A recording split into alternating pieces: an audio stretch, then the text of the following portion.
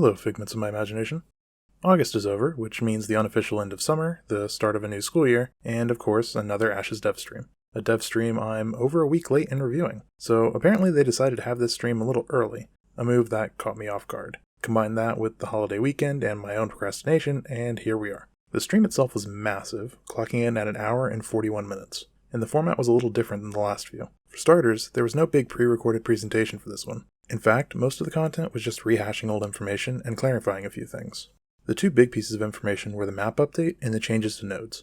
For the map, they revealed the overworld look on screen now and gave some stats to give an idea of scale. Steven said it would take 2 minutes and 50 seconds to run from one end of a metropolis to another, or 1 minute and 30 seconds mounted. He said it would take 5 minutes to run from the end of one node to another, or 3 minutes and 30 seconds mounted. And finally, he said it would take around 75 minutes to traverse an entire continent, or 50 minutes if mounted. With this scale in mind, Steven mentioned that while teleportation would exist, it would not be easy to unlock, and would not allow as free of motion as many other MMOs. He also said the goal was for these long treks to actually feel meaningful, and not just be 50 minutes of AFK auto-run. He also mentioned that the open sea would now be an auto-flag location. He said they wanted the sea to be a high-risk, high-reward area, not just from NPCs, but from other players. I'm sure a lot of people will enjoy this change, and even as someone who doesn't typically engage in large-scale PvP, I have to say, it sounds like a fun idea. For nodes, they'd moved from 103 nodes to 85, effectively increasing the value of each node.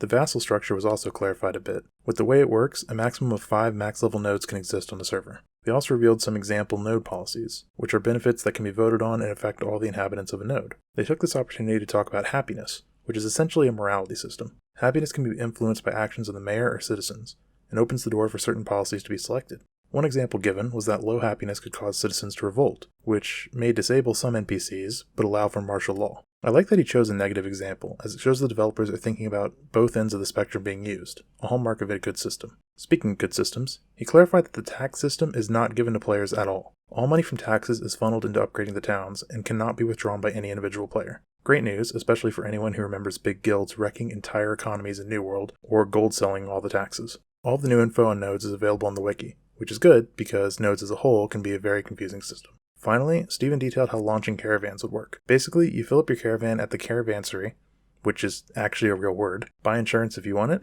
and launch whenever you're ready. You then get a bird's eye view as the caravan is prepared and can teleport to where the caravan starts to move with it. He said now there will be a visible safe zone around each node. If the caravan makes it past that line, it can no longer be attacked. Caravans can also use these nodes as pit stops if they want, or just skip them to get to their final destination faster. He said this change gives caravans a measure of safety when under attack, and obviously this system is going to be heavily tested for Alpha 2.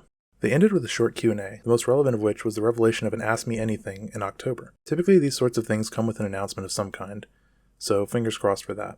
Also, it might be relevant that Steven actually moved the date of the AMA on stream. Apparently it was originally scheduled for September, but he moved it back to October. Maybe to have some bigger announcement ready?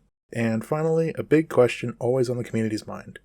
How harsh will you be on gold buying and real money trading? Steven was very clear on this one.